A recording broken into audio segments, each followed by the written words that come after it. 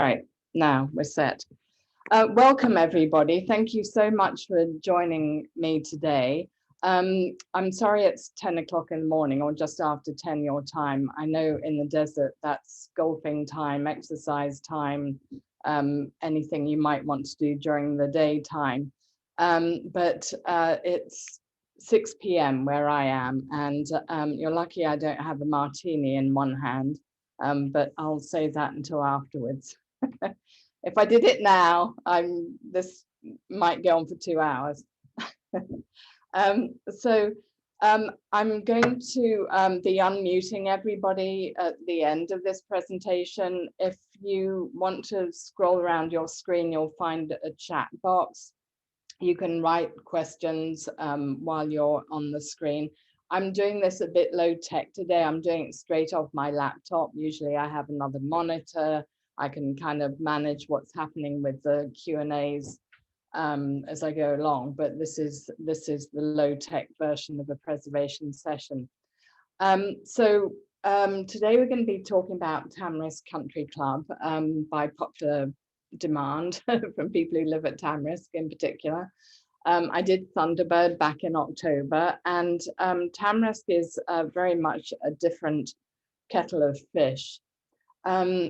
It opened a year after Thunderbird, but it opened in kind of very different circumstances. The way Tamarisk evolved is very different. The the people behind it were very different. The kind of reason for developing it was different. You know, Thunderbird was really developed by real estate people, and Tamarisk was developed by golfers and entertainment people. And that was really, I think, where the fundamental difference lies. By the early 50s, because Thunderbird and Tamarisk had both opened, Palm Springs was really considered the winter golf capital of the USA, if not the world. And this is a rather wonderful cover by O.E.L. Graves, who was an amazing artist. This features Tamarisk Country Club, a paradise for golfers. So here's what Rancho Mirage looked like before all the golf courses got built. This is probably from about the 1930s. And this shows you the wash running through from left to right. And it shows you a couple of enormous ranches and a couple of smaller ones. What was happening in Rancho Mirage back then was there were half a dozen very big ranches growing date palms and citrus and grapes as well. And that was really what was here in the desert. One of the date gardens was called the Wonder Date Garden, and it was started in the 20s. By the 1940s, it featured America's tallest date palm, in this case 77 feet and 6 inches tall. And it was a big destination, one of Palm Springs' foremost spectacles. So now Rancho Mirage has Sunnylands. Back then we had date palms, and that was really what Rancho Mirage, as it then was, had. So in 1946, the new owner of this, the Wonder Date Garden, was Joseph Blumenfeld, and he was a movie theater magnate. That's him on the left, the really suntanned man. He was late 40s. He owned multiple movie theaters in San Francisco, but also across the USA. And he bought the Wonder Palms Date Ranch with the idea of turning it into a guest ranch. And also he bought hundreds of acres adjacent to it. And his story is very much intertwined with Tamarisk Country Club.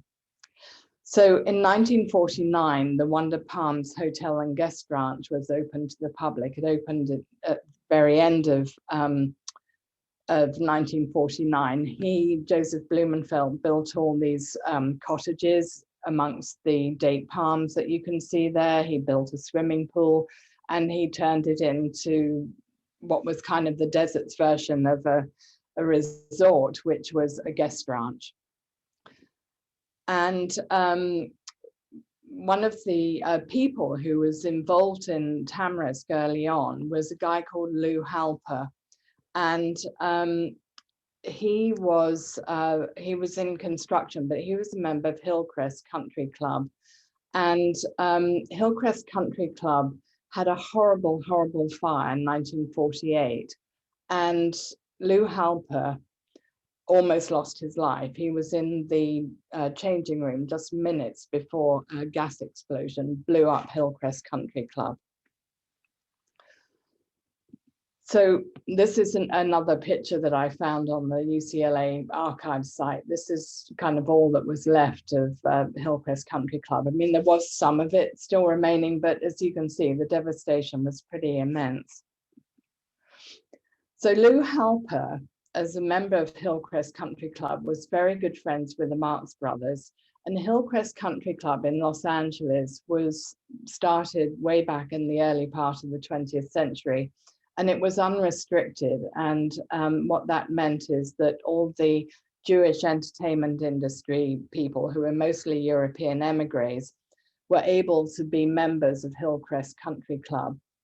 So when I found this information about the fire and the explosion at Hillcrest Country Club, I started thinking, this is, you know, a hunch that I haven't proven, but I think it's pretty sound, that Lou HALPER and the Marx brothers in about 1949 with Joe Blumenfeld were getting together to hatch this plan to start Tamarisk Country Club.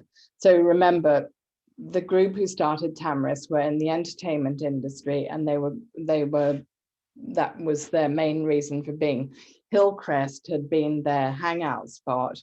They couldn't join the restricted clubs in the desert, and Thunderbird was restricted at the time.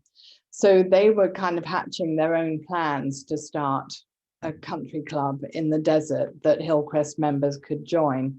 And I think the fire really kind of spurred things along. So when Joe Blumenfeld started Wonder Palms and he had all this extra land, he invited Mr. and Mrs. Gummo Marx and Mr. and Mrs. Lou HALPER, as I'm showing here on the screen, to be his early guests at Wonder Palms. And my guess is that while they were sitting there with Joe Blumenfeld, they said, "Hey, Joe, you've got all this land next to Wonder Palms Guest Ranch. Do you want to, you know, sell us some of this or work with us to create essentially a desert version of Hillcrest Country Club?" Long story short, so it came to be. And Wonder Palms, the guest ranch, was essentially the clubhouse for Tamarisk Country Club for the first couple of years. And I'll explain why in a minute. But as you can see here from this 1952 ad, which is congratulating Tamarisk on opening, Wonder Palms Hotel and Guest Ranch is also called the club's headquarters. Obviously, it was a great place to go and have lunch or have a meal after a game or meet friends for drinks. And in the top left-hand corner of this image, you'll see, you know, the big date palm trees, and again, more references to it being very much a part of Tamarisk Country Club. Now, the other part of this is that Blumenfeld was, you know, he and Lou HALPER, basically, according to the Desert Sun, Desert Sun described them as those two realistic golf thinkers, Joe Blumenfeld of Wonder Palms Hotel and Lou HALPER of Los Angeles. These two golf enthusiasts plotted the paper plans for the club, turning 140 acres of hot desert soil into thriving and healthy fairways and velvety greens. So they were the guys behind it. This is a wonderful image I found recently. It shows Ben Hogan, who was the Tamarisk's first golf pro, standing in front of the Wonder Palms entryway, which had this amazing neon sign. And I wish it was still there, but excuse me. That's a very cool photograph.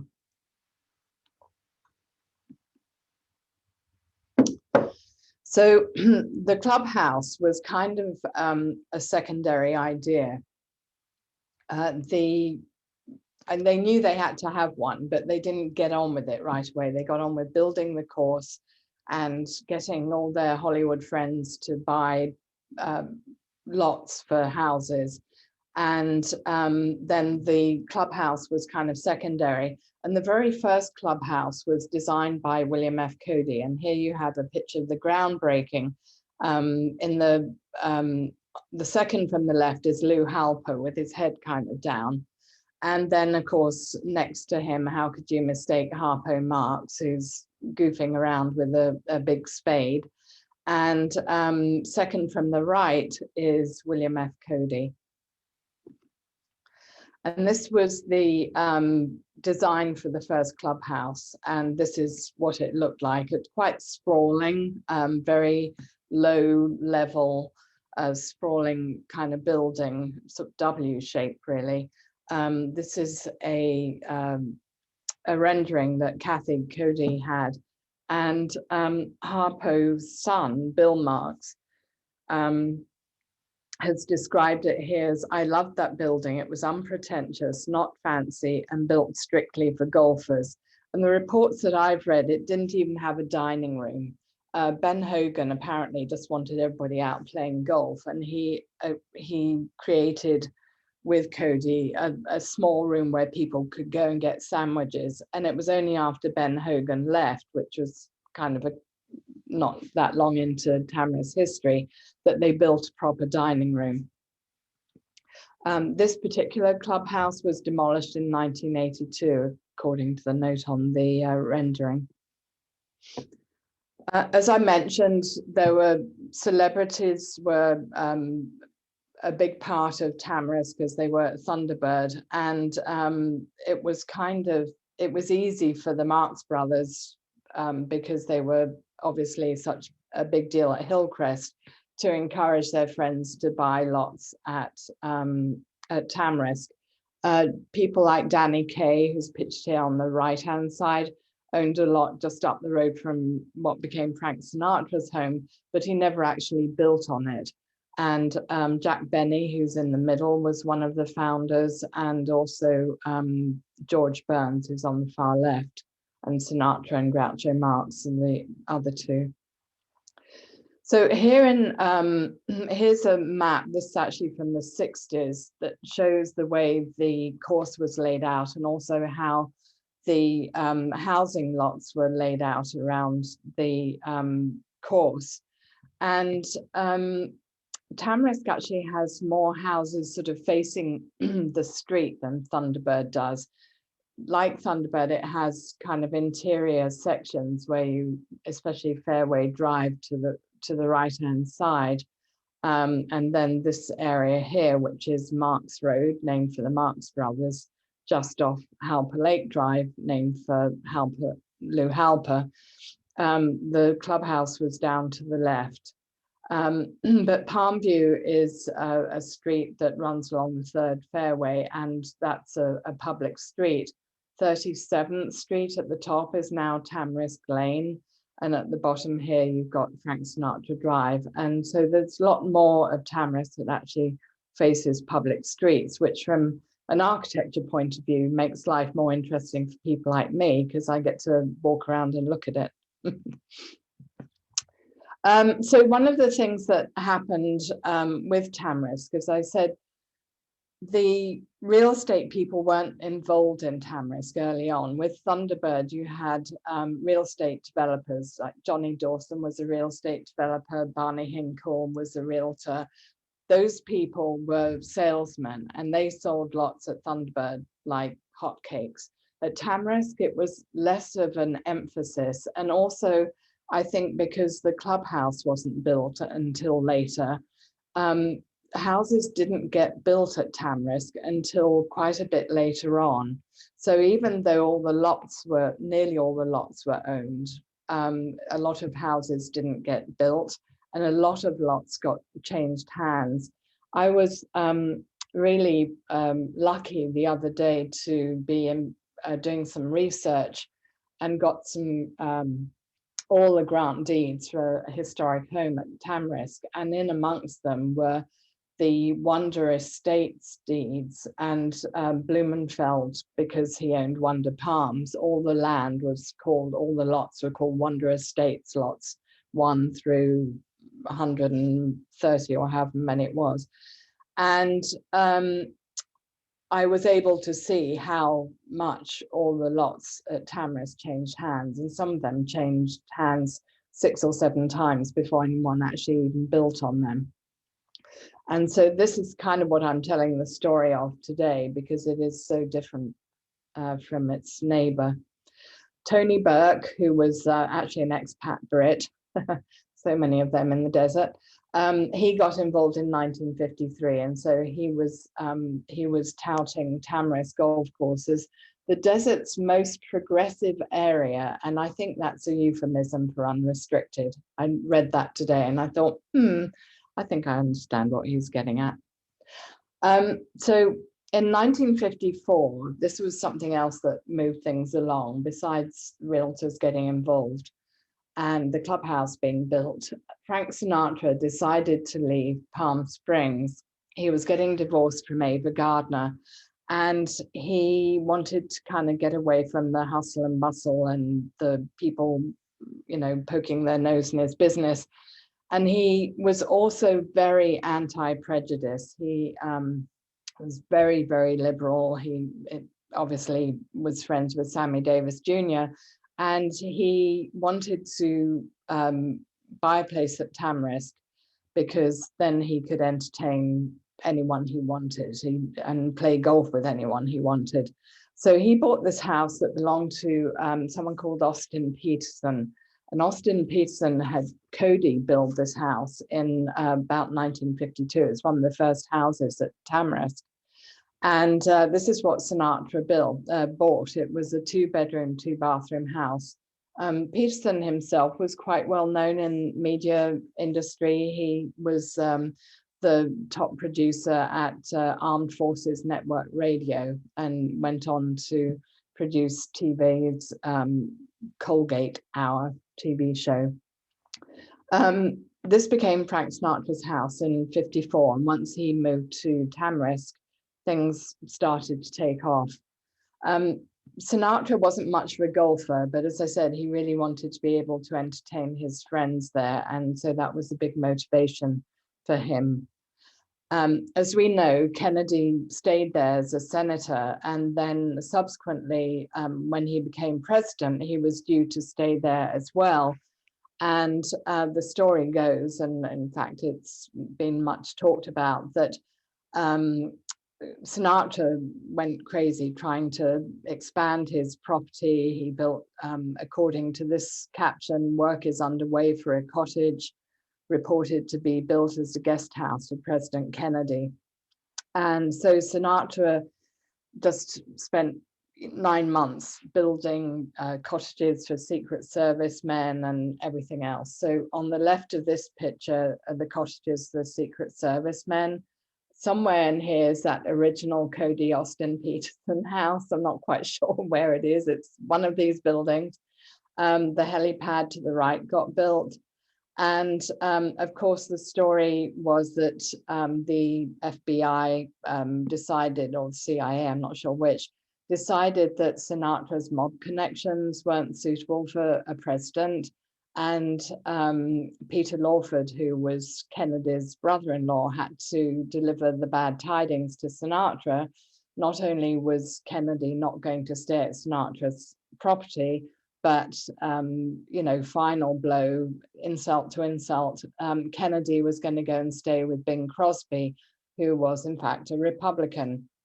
So you can imagine how that went down, and Sinatra never spoke to Lawford again. And here's another view just to show you how much that 2-bedroom cottage sprawled out into the 1970s. I think after all of that building work was done in the 70s, not much more was added. So round the corner from Sinatra's place on Thompson Road, 1956, a guy called Edgar Richards commissioned Wallace Neff to build this rather sensational, almost Egyptian-looking house that subsequently was owned by Red Skelton. Wallace Neff was a very famous LA architect, and most people know him for his very beautiful Spanish Mediterranean big mansions for people like Mary Pickford and Douglas Fairbanks. And this is a much more toned down modernist Wallace Neff. This is the back of the house. When Red Skelton bought the house in the 60s, he added 2 rooms to the back of it, 2 round bedrooms, a master suite and a guest suite. But he also had Wallace Neff design the additions. And then down the road, HARPO MARX also had Wallace Neff design a house. Wallace Neff actually designed a lot of houses for the Marx brothers in Los Angeles. So this wasn't necessarily a copycat thing. It was just that the Marx brothers had a long history of commissioning Wallace Neff houses. And this was HARPO MARX's estate, really, because it encompassed several acres. Eventually, after a few years, HARPO MARX, who was really keen golfer, spent so much time in the desert, so much time at Tamarisk, even though his house was across the way from the club, not actually on the golf course, that the family decided that they would all move there. And this was a horse corral in the back of the house, with Harpo on the horse with the crazy hat, of course. And he had 6 adopted children, some 4 of whom are shown here, and Susan, his wife. So in 1957, I found this wonderful vintage Tamarisk Country Club postcard. 1957, I'm going to try and walk you through what's actually at Tamarisk, because it's not very much. I mean, you compare this to what was going on at Thunderbird, where it was kind of crazy. Everyone was building like mad. This is Frank Sinatra Drive, going at a diagonal from the bottom of the postcard up to the top right-hand corner. Up here's Frank Sinatra's house. Then round the corner, this is now, this was Avenue 38, then Wonder Palms Drive, then Frank Sinatra Drive. This is Thompson Road here, where the Red Skelton house is. And then up here, you've got the HARPO MARX estate, which goes all the way back here. Then down here, kind of in the middle of the picture, is the clubhouse itself. Then down here, at the bottom of the postcard in the middle, is the Wonder Palms guest ranch. So you can see how close that was to where the clubhouse was, and how easy it was for people to, back then, come to Wonder Palms and stay there or eat there. Now, just one more curiosity on this postcard.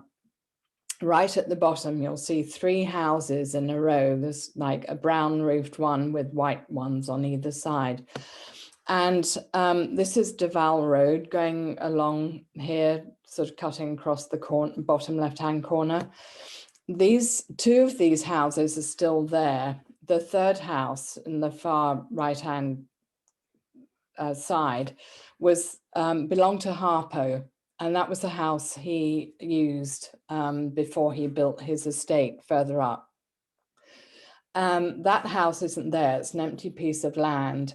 But somebody who lives in what used to be Wonder Palms and is now Tamarisk Villas invited me in to have a look. And there's a piece of cement in the back of that house that's in the driveway for Tamarisk Villas, and it has the handprints of HARPO MARX and his whole family, and it's still there. And there's actually a gate through a wall that was the entrance for HARPO MARX to actually get into into Wonder Palms guest ranch. And the other 2 houses, as I say, are still there. So the Marx brothers, as I've mentioned, were very much involved in everything at Tamarisk, and Gummo Marx, who had owned one of those houses by Wonder Palms, in 1957 decided it was time he built a house actually overlooking the third fairway. And his son was Bob Marx, and Bob Marx was building houses in Los Angeles with his friend, the architect Val Powelson. And this is a house that Powelson designed for Gummo Marx. It was done in 1957. It had the carport on the right-hand side. This is the way it looks today. As you can see, it's, I don't know if the owners are on this call, but it's been beautifully restored. I'm happy to say it still looks absolutely recognizable.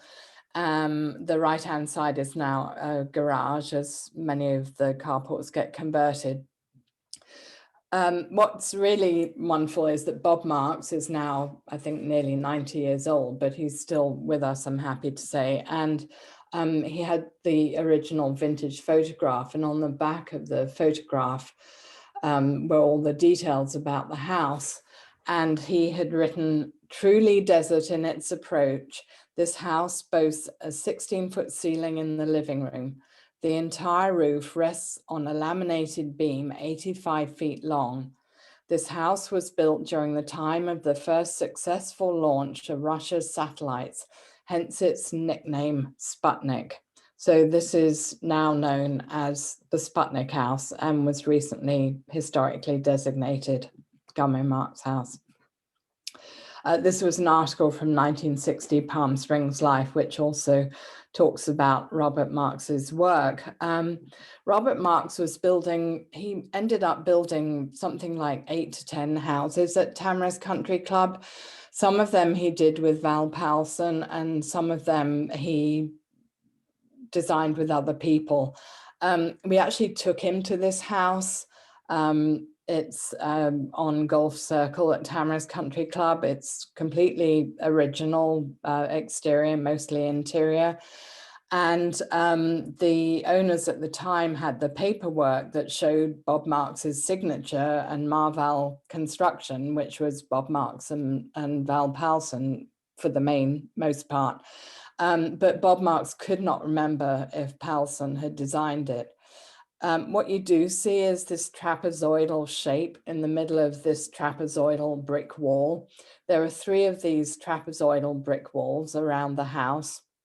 And that trapezoidal shape was something that Powelson used quite a lot. I know other architects used it too. It was something that Frank Lloyd Wright used along with the spider leg beams. Everyone was kind of ripping off Frank Lloyd Wright any way they could find. But it was also a kind of Mayan look too, which was Wright's influence. And we can't say for sure if this was Powelson, but it's a pretty unusual house. This was another Bob Marx house. This is a butterfly roof house. This one faces onto Frank Sinatra Drive. It has had some additions, but is largely, you know, recognizable, and it's a very dramatic house. This one I love, although it doesn't exist anymore. This was a wonderful rendering that Stephen Keelon, his local historian in Palm Springs, came across. And it's particularly fun because Hugh Capter actually did the rendering. The house was built and it was Bob Marx's house, very Japanese in style. Unfortunately, it's no longer there, but the architects, Karasik and Head, there was a group of people working in Palm Springs, all in one building in what's now Industrial Place. And basically they shared office space. And these guys seemed to work in Palm Springs for about a year and were never heard of again. So don't know very much about them, but that's who designed this house. This house, the GOLDSTEIN residence, recently was on the market. This one is, we know, designed by Val Powelson, or at least the Palm Springs Life in 1960 said it was. Completely original to this day. and I was lucky to be able to go see it in November. And the only thing that's changed really is the screened-in porch. It did have an addition in about 1963, but I think it's fun to look at the boulders around the pool and the shape of the pool and look at them today and see that they're all the landscaping is exactly where it was when it was first inhabited. And of course, the most famous and iconic of all the Tamarisk houses, and in fact of all the houses in Rancho Mirage, is this one, because you can see it from the street. And unlike some of the houses that face golf courses, this one I think is actually probably more dramatic from the street than it is from the golf course, although it is gorgeous from the golf course as well. So this is the Maranz house by Val Powelson. Leo Marantz's daughter, Carol, was married to Bob MARX.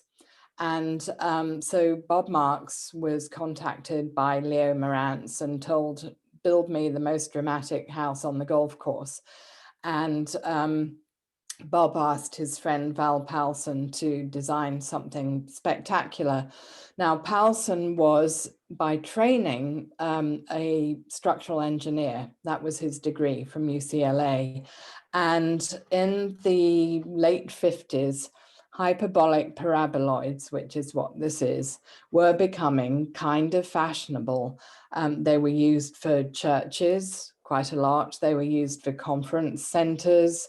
They were used for gas stations. Albert Frey used one a couple of years later for what's now the Visitor Center.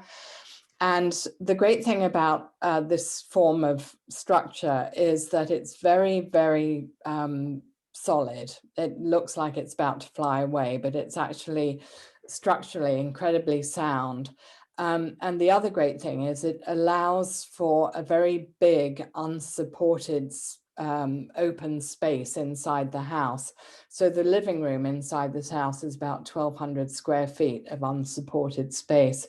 You have a big I-beam at the far end, which the roof is resting on. Then these glulam beams, that three of them, one that runs through the middle from the bottom up to the top, and then one on each side. And the roof is actually made of wood. It's completely, it's just probably redwood, I would imagine, all the way through. There's no steel other than the I-beams at the end, each end. This too was featured in the article about Bob MARX and Val Powelson from Palm Springs Life. And again, you can see that the house is very similar. Nothing's changed really on the outside. Also fortunate that the drawings exist on this house, which is just a huge bonus. Anytime you have original drawings, it helps inform everybody from homeowners to preservationists to historians and students and the like. Here you can actually see those trapezoidal shapes. Funnily enough, I've only just noticed them, but upside down trapezoids here. And you can see how the beams kind of run through the house on each side. Just an incredible structure. We were supposed to have it open for Modernism Week last year, sorry, the year before, and we hope to in future. And here's another picture of it as it stands today. The fun fact about Leo Maranz, though, is he was an engineer himself. He invented Tasty Freeze ice cream. And when he retired out to the desert, he took up painting in a big way. And this is just a section of one of his paintings. I went to visit one of his family members, and she has this painting up on her wall. And I was really struck by the shapes that he created in the painting. This painting was done in 1973. So quite a long time after he'd built the house. And I wondered if the house informed his painting or whether his notions had informed the style of the house. So the last Marx brother house that I'm going to show here is the Zeppo Marx house, and I only came across this quite recently. It was in Villager magazine from 1959, and this is the only external shot of the house. It was a very sophisticated, smooth-lined desert modern home with a wall of glass looking out to the pool and the swimming pool and the views, obviously. Zeppo Marx had the house built across the fairway from Frank Sinatra's house. And you probably know that Zeppo subsequently, actually, after he built this house, married Barbara Marx. Barbara, who became Zeppo Marx's wife, then subsequently became Mrs. Barbara Sinatra. So that's kind of how they met, because they lived opposite each other across the fairways. The fun fact that I read in the article was that Zeppo Marx claimed to design the house with some help from WALLACE NEFF, and I wondered what WALLACE NEFF would have to say about that, if anything. A rather gorgeous image from inside the house is this sunken round bathtub with Zeppo Marx's Weimaraner looking through the window rather wistfully. Solid granite by the looks of it, the bathtub. But a beautiful house, no longer there. This house, I'm glad to say, is still there. The Charney residence was built for a Milwaukee attorney called Sidney Charney. He employed Wexler and Harrison to design this house for him. It looks out over the fairways from Marx Circle. In fact, there's a group of 4 houses. This is one of them. And it really is the most gorgeous desert modern house. It was in terrible shape when the current owners purchased it a few years ago. And fortunately, they were designers and architects themselves, and they recognized what a beauty this house was. And I found an article that named Wexler and Harrison as the architects, and also named Garrett Ekbo, Royston and Williams as the landscape architects, and the landscape architecture has all been restored along with the house. And the landscape architecture is stunning and has been replicated to be as close to the original as it can be. And a lot of these outdoor planters that you see here actually run inside the house too. Some of them had been covered over, but the new owners opened everything back up. I'm going to show you a vintage photo as well.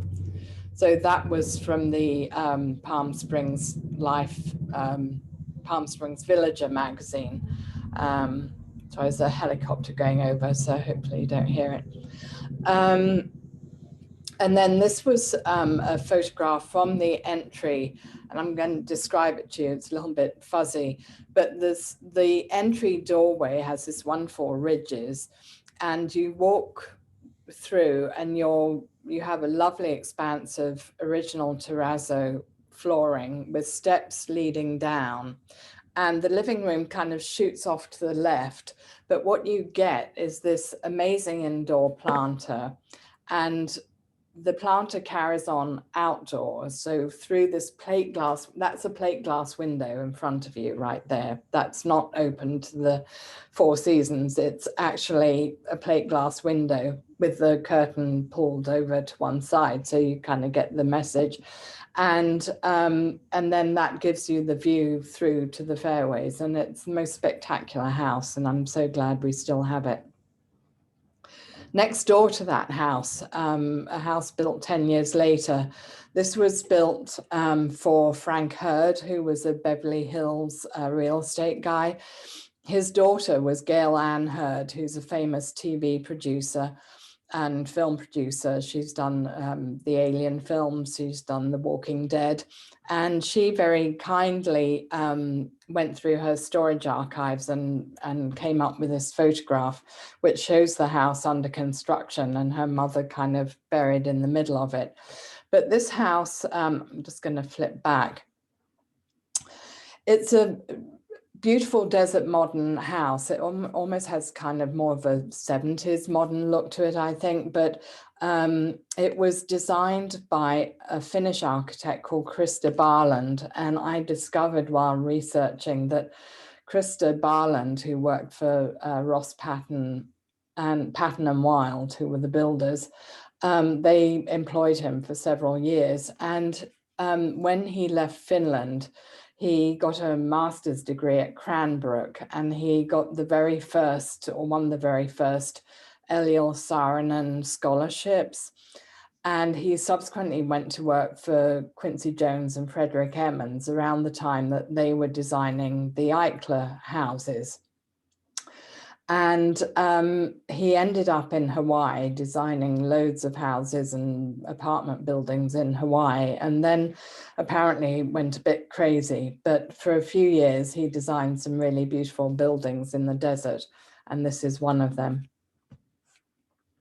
It's kind of a house within a house. There's a big colonnade of sort of patio covered terrace all the way around the house, and that was used a lot. It was often screened in as well. It's a really lovely place.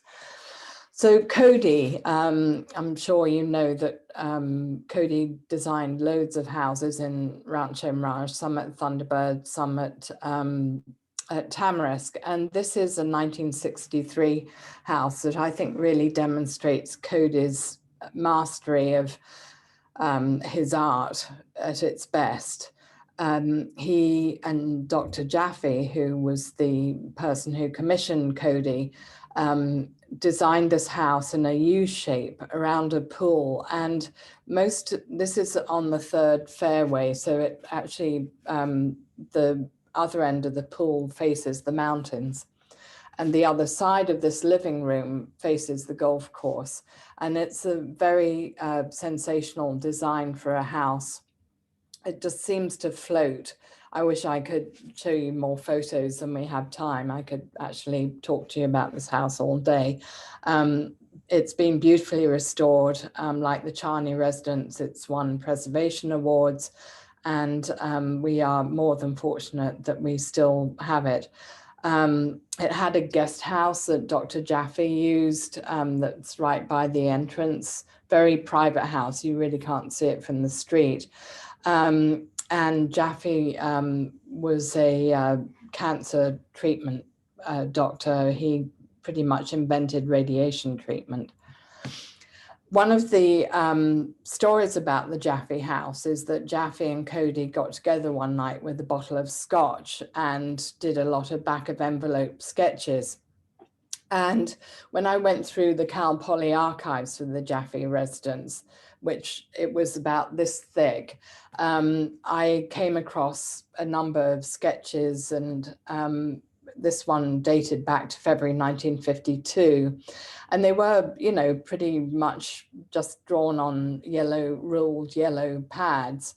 And this is a very early iteration of the house, and actually shows the pool in the middle, not facing out to the mountains, and very kind of enclosed. And Jaffe had apparently very clear ideas of what he wanted and was very involved in the final look of the house. This was again, a ruled yellow pad. This actually dates from August 1963 with cost estimates. And I was also told by Jaffe's son that Jaffe and CODY showed up at the building site on November the 22nd in 1963, and waited for ages for the contractor to arrive. And when he finally arrived, they were all sorts of annoyed. And the contractor said, haven't you heard the news? Well, of course, we didn't have news coverage like we do today, wall to wall. It was the day that Kennedy was assassinated. So that day has kind of lived in the history of the Jaffe house for that reason. It was the day that that house broke ground. Another CODY house on Tamarisk is this one, the Rubinstein Residence. And the Rubensteins were big art collectors. They commissioned CODY to design this house for them in the early 70s. And they really wanted a hacienda style house. And by the early 70s, the Spanish kind of Mediterranean look was coming back into vogue again. And CODY apparently kind of argued with the Rubensteins about this, and eventually the Rubensteins kind of got their way. This is the front of the house that faces the street, and as you can see, it doesn't give away very much, but I want to draw your attention to the light fixture to the left of the front door, and also to the front doors themselves, because those were all CODY's design. And CODY he became really good friends with Rubenstein. He worked very closely with their interior designer, and who is still alive and who I had a lot of phone conversations with.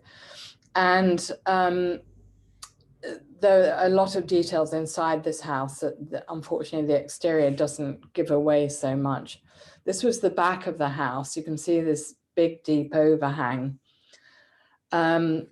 You can also see this kind of almost adobe-like chimney stack here. A lot of angles, kind of, as CODY tried to get as much character into it as he could. And these very deep set horizontal windows and clerestories all around the house. There's a big courtyard in the middle of the house that divides the front house that you see from the street from the back house. The front house actually is mostly guest quarters and maids' quarters. And this is a detailed drawing of the doors that CODY designed for them. This was really CODY's last full commission. He became very ill with a stroke later at the end of 1973, but he remained friends with the Rubensteins until he died, and he used to visit them quite regularly. The Rubensteins, like a lot of other homeowners at Tamarisk, were big art collectors. I can't remember the artist for this piece. I'm sorry, somebody will probably put it up on a chat box or something. And this particular artwork actually faced out to the golf course. I think it was on a plinth by the swimming pool. The 1970 Rosenbaum house is actually kind of on a corner of Tamarisk Lane and Palmview. It's next door to the GUMMO MARX house on one side and the Maranz house on the other side. And it's one of the reasons I'm so enamored with architecture at Tamarisk, because you can see it just by walking the streets, or quite a lot of it. This house, the Rosenbaum house, was designed by Crombie Taylor, and Crombie Taylor was an interesting architect. This was the only work he did out in the desert that I'm aware of. He was from Chicago. He basically had done a lot of work on Louis Sullivan restoration in Chicago. He then became the director at the Chicago Art Institute and was responsible in expanding, sorry, not the Chicago Art Institute, the Institute of Design in Chicago, which introduced Bauhaus to America. And by the 60s, Crombie Taylor had moved to California, and he was a professor at USC. So he was still teaching at USC when the Rosenbaums, who were from Chicago, commissioned him to design this house for them. And this is a house that architecture lovers really go crazy for, because it is the only Bauhaus house in the desert, with the possible exception of the Max Palevsky house by Craig Elwood. But this is so unusual compared to all the other desert modern homes. And the one thing, I mean, there are many things that set it apart, but in my mind, the one thing that really sets it apart from other desert modern homes is it has no overhangs. I mean, that's why it's such a gem of a international style house because it is so simple. It's 2 pavilions, very straight. You know, all you see is the glass, the structure, which was all made of steel. That's all, you know, handmade steel, hand cast. And the only shaded area in the whole house is the pool terrace, which you can see at the very end of the pool, kind of away from the front of this image. So on the right, you have one of the pavilions, and on the left, you have another pavilion. And the owners of this house have had it for about 20 years. And they've restored one pavilion, but the other pavilion is absolutely original still. It was full of original Florence Knoll furniture. The current owners are furniture designers. The floors and the terrace all the way and all the way around the edges of the house are all travertine. One of the bathrooms has book matching travertine walls as well. And the Rosenbaums were big art collectors too. And I've included this image because this is one of the images they owned. This is a 30-foot wide Georgia O'Keeffe painting. Mrs. Rosenbaum discovered Georgia O'Keeffe quite early in her career. This didn't hang in the house, but it does hang in the Chicago Art Institute, and all their collection of Georgia O'Keeffe paintings are now in the Chicago Art Institute. This one hangs above the mezzanine in the Chicago Art Institute, and it's called Sky Above Clouds. Beautiful painting. So I mentioned the fact that there were no overhangs. The one thing that really kind of creates some sort of texture to this house, the olive trees, and you'll see them on the left-hand side, and there's a row of them. You can see them kind of peeking out above the house on the right-hand side. And throughout the day, as the sun moves around the building, you have these beautiful shadows kind of cast onto the sides of the building. And that was, they were original to the house. In fact, there's a fantastic book on Crombie Taylor's work, and this house is featured in that book by a guy called Jeffrey Plank, I think his name is. And you can see some more wonderful vintage photographs of this house, and it hasn't changed an inch. It really hasn't. I'm going to just talk about some 1970s houses briefly.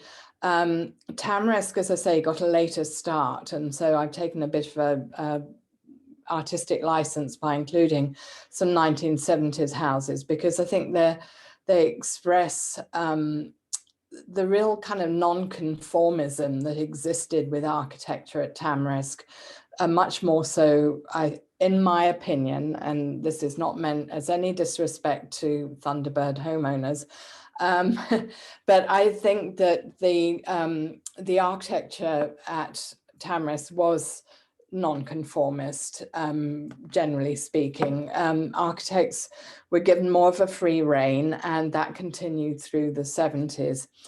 This is a house by Buff and Hensman that has had some minor alterations. The paint colors probably not original, but this is featured in a book on Buff and Hensman's work, and it's certainly absolutely recognizable. One of the things about 70s houses is this massing of volumes and these kind of big structural shapes that you saw to some extent on the Rubenstein house. And this is a house on Tamarisk Country Club called the Ryback Residence. I've just finished writing a historic nomination for this. This was a house that CODY had design input into it in early 1973. It didn't get built until 1978. But again, you can kind of see how the structures were much more solid in the 70s. But you get an idea of CODY's love of geometry that was also expressed at the Rubenstein house that he'd completed just a couple of years before he designed this house. You see again the horizontal clear stories and the sort of angled roof. So I want to talk about the Maslon house briefly. One of the things I've mentioned is how many art collectors there were at Tamarisk, and I think that's another reason why the houses tend to be a little bit more unusual, is because so many of the homeowners were art collectors as well, and so their house was very much an expression of their own individual taste. And this was certainly true with the Maslon house. The Maslons were big art collectors. Samuel Maslon was the founder of the Maslon law firm. His wife, Luella, he was on the board of the Minneapolis Art Museum, and Luella was on the board of the Palm Springs Art Museum. And they commissioned Richard Neutra, arguably the most famous of all modernist architects, to design this house for them on Fairway Drive at Tamarisk Country Club. And I'm just going to flip back for a second. So I just want you to imagine here you were, the Ryback residence, and on the other side of this, right here, see this house here? Out in the middle of the fairways, that was where the Maslon house used to be. So when you actually had the Ryback residence, you looked out onto the beauty that was the Maslon house. So the Maslons were big art collectors, and they had lots of arguments with Neutra about the design of this house because they wanted it to really showcase their artworks. You can see some of them even out on this plinth by the pool. Neutra created this enormous overhang, which obviously protected the artworks inside the living room. But you really have this incredible kind of flowing horizontal line and this wall coming out at you. And it was just the most spectacular house, endlessly covered by the media, both before and after its demise. And I think you all know what happened to it. So in 2000, around 2002, the house was bought from the Maslon estate. And the person who bought it swore blind that he was going to keep the house in its amazing original condition. But instead of that, and rumors exist as to why he did this, he went and got a demolition permit from the city of Rancho Mirage, and he had the whole thing demolished like in one day.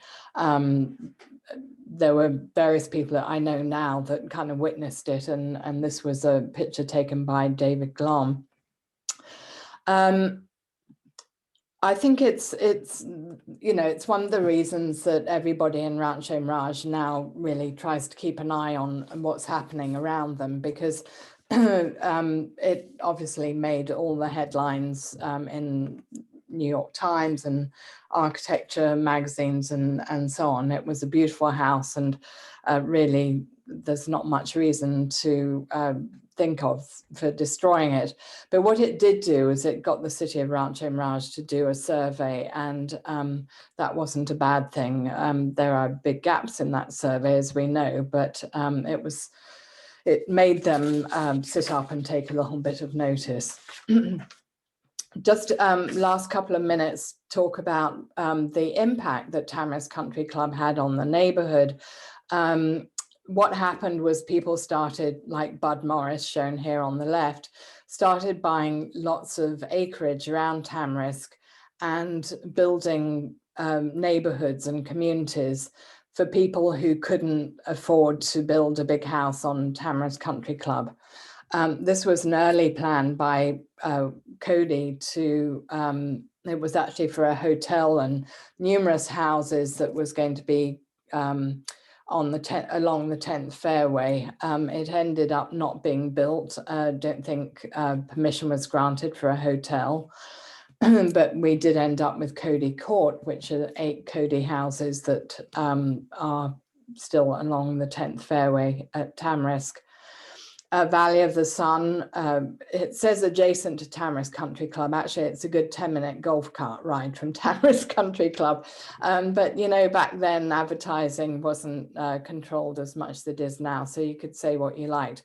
But they were beautiful Kreisel homes, and, you know, there's still about 10 of them still standing, and they're really great.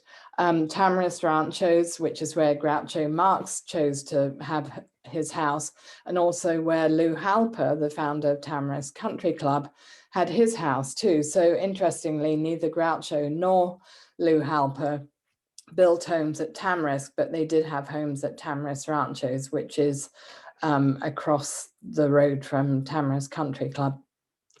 De Val Estates was another Robert Marx, Val Powelson creation. That was right next door to Wonder Palms Guest Ranch, and that's still completely original. Both Tamarisk Ranchos and De Val Estates and CODY Court have got historic district designation, so there's no risk, well, very little risk of them being pulled down anytime in the future. Tamarisk Village was designed by Hugh Capter, but this got built just before before Kennedy was assassinated, and there was a big kind of recession at that time. And so these houses, which were really expensive, never made it past the 4 original homes. Tamarisk West, they started building at 64, went into several phases, also adjacent to Tamarisk Country Club.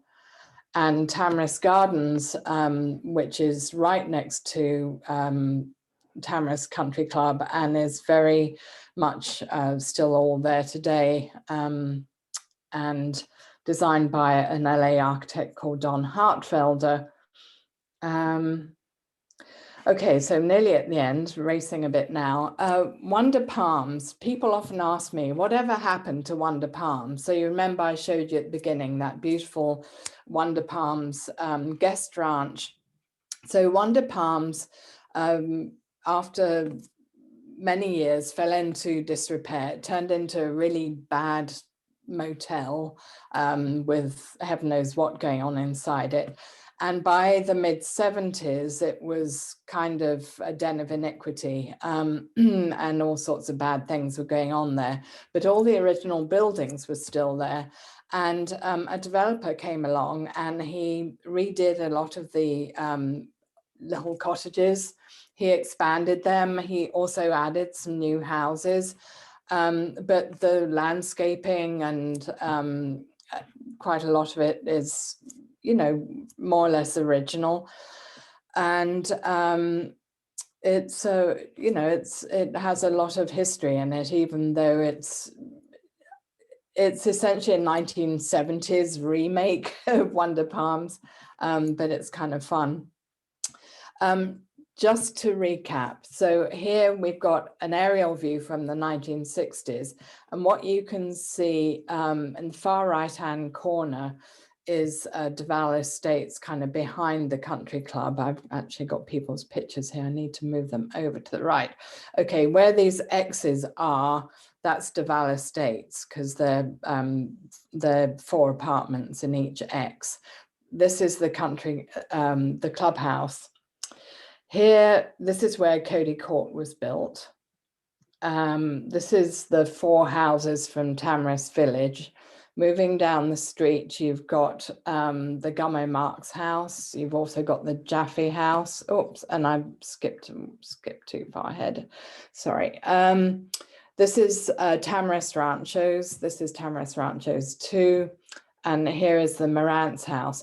But you can see how many empty lots there still were, even into the mid-60s. You know, Sinatra's house was compound as it was here, but there were still empty lots next to him.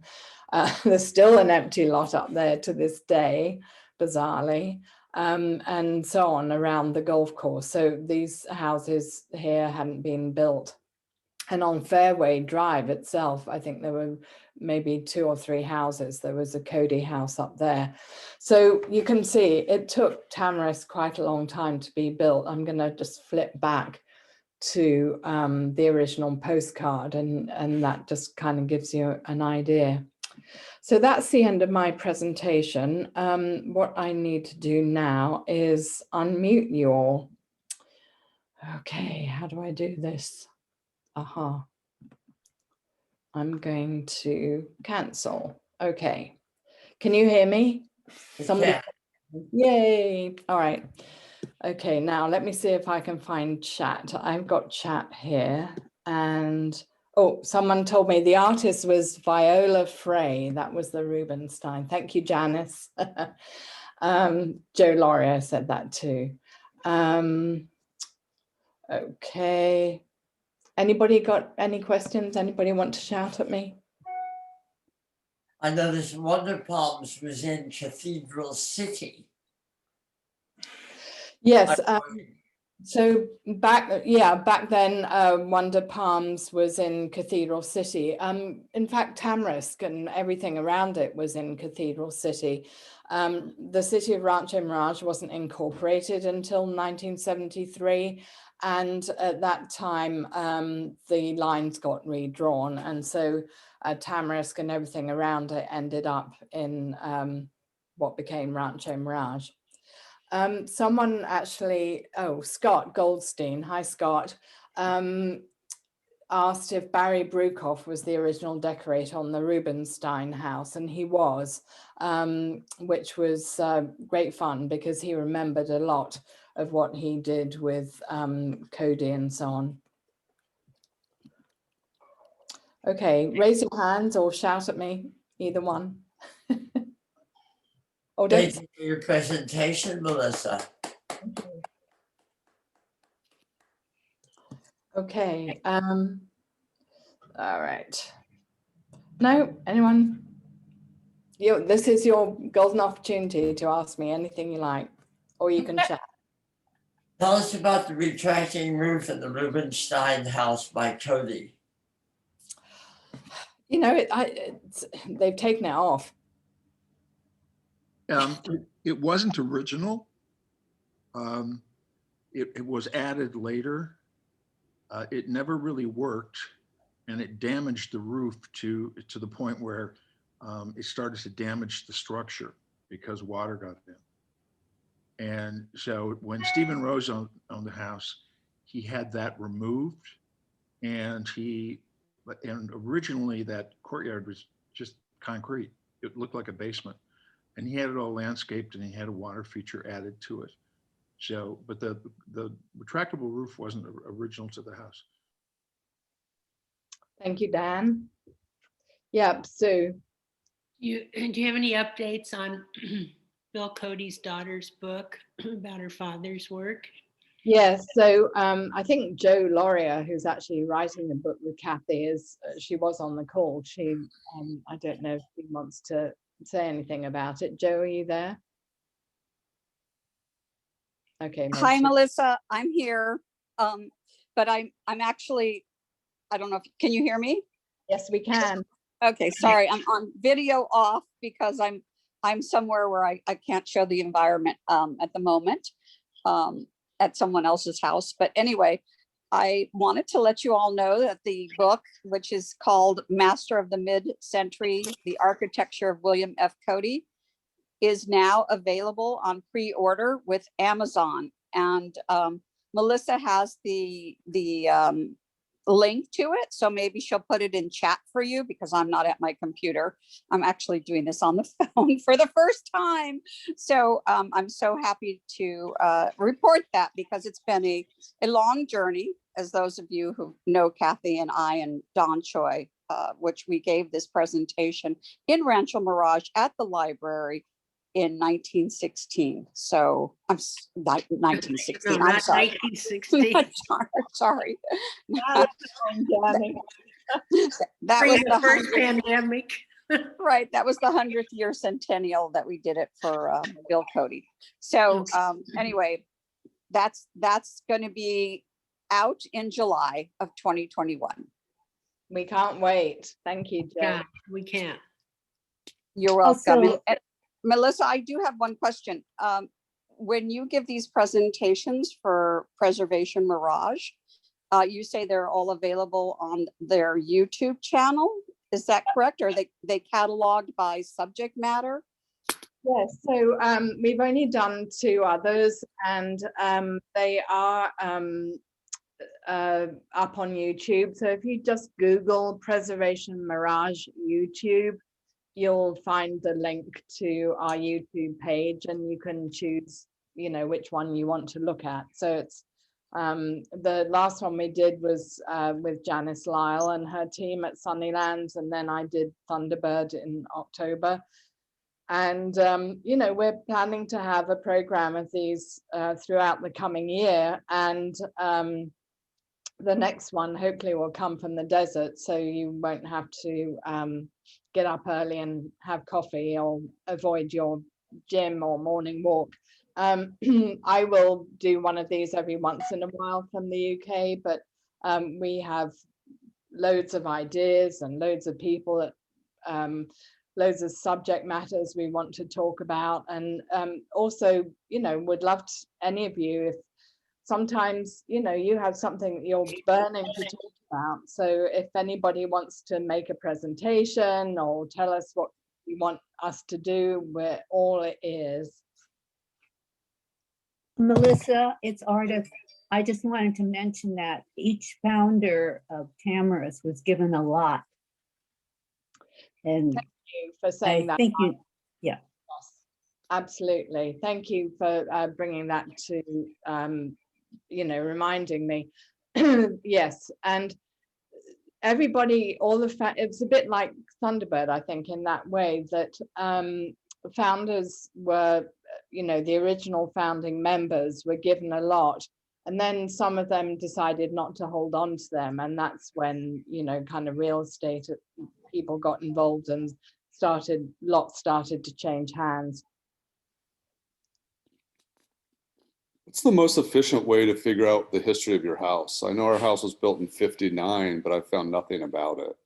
Ah, well, on our new website, which hopefully will go live in a couple of weeks' time, we are going to have a link to a document that I produced that gives you a lot of links and a lot of ideas on that. I gave a seminar about it, which obviously doesn't help right now, and unfortunately it wasn't recorded, but talk to me separately is probably the easiest way. I get asked that a lot, and because I ended up being a research fanatic, I kind of know the secrets. One good thing is, just to that topic though, is that about a year ago, a friend of mine, Luke Leuschner, who some of you know, who's a young 18-year-old historian, 19-year-old maybe now, student and historian in Palm Desert, he and a friend of his were tipped off about a secret hoard of building permit dockets that was sitting in the Riverside County Palm Desert office. And the three of us spent about 3 weeks scanning them and photographing them. And as a result, we have a jump drive with building permits for Rancho Mirage and other places, and not Palm Springs because they already had their own archive. But the archive starts at 1954 and runs till about 1966, I think. So we often are able to find out who the original owner was through telephone directories. And that then, if we compare that with, you know, what's there now, that informs us. Architects always called their houses by the name of their original clients. So all throughout this presentation, you've seen me refer to Rubinstein and Rosenbaum and Jaffe and so on. That's because the architects always drew their plans with the client's name on it. And that's how things are archived. So it's a process, and sometimes it can take a year to really dig under all the rocks that you have to dig under. But sometimes you get, I discovered an A. Quincy Jones house at Thunderbird that no one thought had been built, including A. Quincy Jones' daughter. That's great. Thank you. Thank you, Melissa. Great. This is great. Okay, anyone got anything else? you know, you can always email me, info@preservationmirage.org. As I say, we're going to have a new website up in a couple of weeks, I hope, 2 or 3 weeks, maybe sooner. And Sooner. sooner. Dan Swartz, who's on this call, is president of Preservation Mirage, and he's been working on this website too, and we're all dying to get it up. It's going to be really beautiful and very interactive, and we'll be adding things to it. And you can follow us on Facebook and Instagram. Yeah, just stay in touch. Any ideas or any questions, email or leave us a message on Facebook or wherever. Okay. Good. Great to see you all. Thank you for hanging in there. Bye-bye. Thank you. Bye. Thanks, Melissa.